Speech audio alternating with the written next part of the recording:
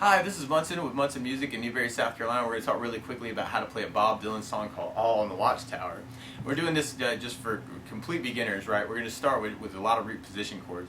Basically, we're going to start with the A minor chord. So we're going to take the first finger and put them on the B string on the first fret. Second finger is going to go on the D on the second fret, and the third finger is going to go on the G on the second fret. And if you strum all the strings with that, it's a very, very sad chord called A minor. And then from there we're going to a G major chord, so we're going to do the first finger on the A string on the second fret, second finger is going to go on the low E on the third fret, and the third finger is going on the skinny E on the third fret. And if we strum all those together, that makes something called a G major chord, and it sounds very happy. And then we're going to go to an F major, and we're going to actually use an F major 7 because that's a little bit easier for beginners. But we're going to take the first finger for F major 7 and put them on the B on the first fret. Second finger is going to go on the G string on the second fret, and the third finger is going to go on the D on the third fret. And if we strum the F major 7, a lot of times you want to shoot for just the top 4 strings to get the clearest sound out of that chord. So just the D, G, B, and E kind of get you a good F sound. But if you want to try the full F major, it's a bar chord, so it can be kind of difficult for beginners. But you take the first finger and you do them across the entire first fret. Second finger goes to the G string on the second fret, and the third finger goes to the A string on the third fret, and the pinky goes on the D string, or the fourth finger goes on the D string on the third fret. And if you strum all of those together, that sounds an F major, but holding down the bar can be difficult for beginners, so we're just going to use F major 7. But if you wanted to, you could use the F instead of F major 7 if that feels comfortable for you. So the way this song works is basically we're going A minor, and then G, and then F, and then G, and then A minor, and then G, and then F, and then G. So you're going to practice that a lot, and what we're doing right now is called blocking, where you do it down on every chord to kind of get used to just moving the left hand. So it's a good idea to focus that on the left hand. But if we're going to add a strum pattern to this, one of my favorite strum patterns to work in 4/4 time is down, down, up, up, down, up. The weird thing with this song is we're going to take that strum pattern and then half it. So we're going to go down, down, up on A minor.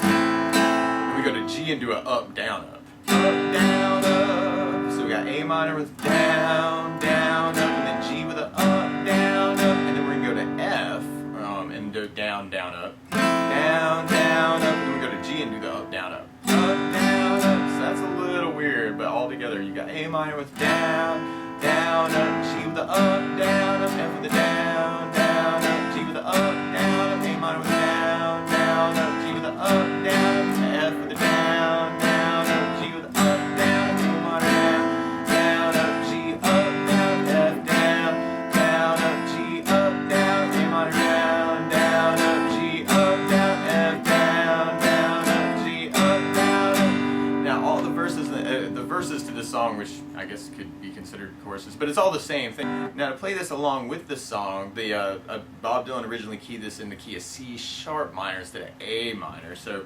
if you have a capo, you would put it on 4th fret, and then we could do the same chords there and the same strum pattern there, but now the A minor is really a C sharp minor, the G is really a D major chord, and then the F is really an A major chord. But let's try that too. So you got the A minor with down, down, up, G with the up, down, F with the down, down, up, G with the up, down, A minor down, down, up, G with the up, down, F down, down, up, G up, down, A minor down, down, up, G up, down, F down, down, up, G up, down, A minor down, down, up, G up, down, F down, down, up, G up, down, A minor down, down, up, G up, down, F down, down, up, G up, down, A minor down,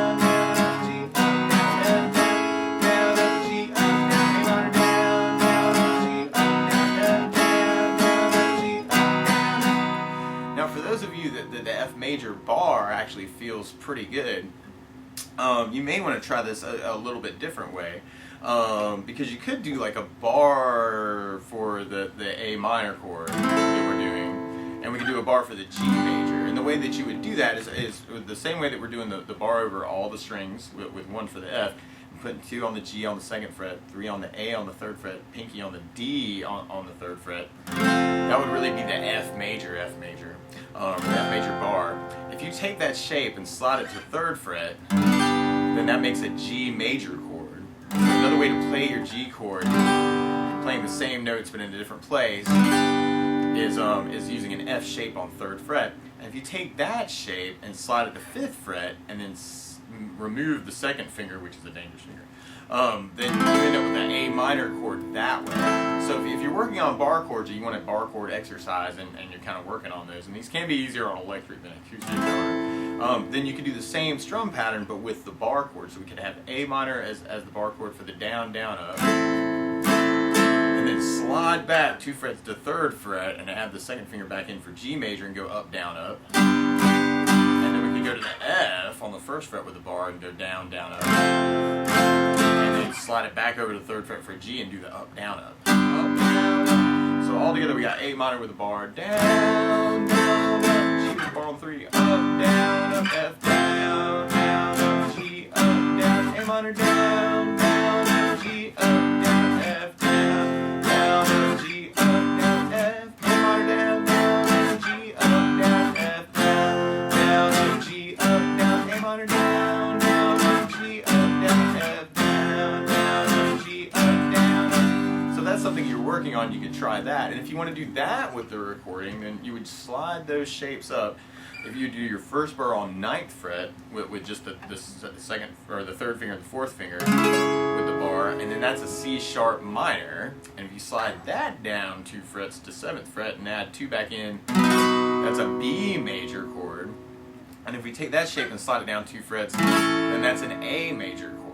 And so then we can kind of go back to 7th fret for the B major. So you can take those bar shapes we were just using from 5th, 3rd, and 1st, and now doing them on 9, 7, and 5. So we got C sharp minor with down, down, up, B with a up, down, up, A with a down, down, up, B with a up, down, C sharp minor, down, down, up, B, up, down, A, down, down, up, B, up, down, C sharp minor, down, down, up, B, up, down, A, down, down, up, B, up, down, C sharp minor, down, down, up, B, up, down, A, down, down, up, B, up, down. And that feels slightly difficult. One thing that you can do for the left hand, actually, and with bars in general, and actually for the left hand in general, is if you go to a higher angle, playing position, sometimes that will clean things up slightly with the bar. Something else you can try is instead of doing your bar with your thumb, like just watch your thumb placement, instead of it going straight down behind the bar, if you kind of go to the right a little bit, you can actually twist the wrist to put the pressure on with the 1st finger. So that might be something you want to experiment with too with your bars, because if you kind of feel like you've got to get right behind the index finger and press in, then sometimes you put too much pressure, and sometimes that pressure just becomes part of your playing with that type of chord shape. So if you try and make it more relaxed, one way you can do that is move the thumb more to your right. So from the camera angle, it would probably be the left or right. But right. All right, so you put the thumb more to your right, so you can kind of twist the wrist for the angle on the bars. So anyway, that's kind of the basics of how you can kind of play a song called All on the Watchtower by Bob Dylan. So good luck!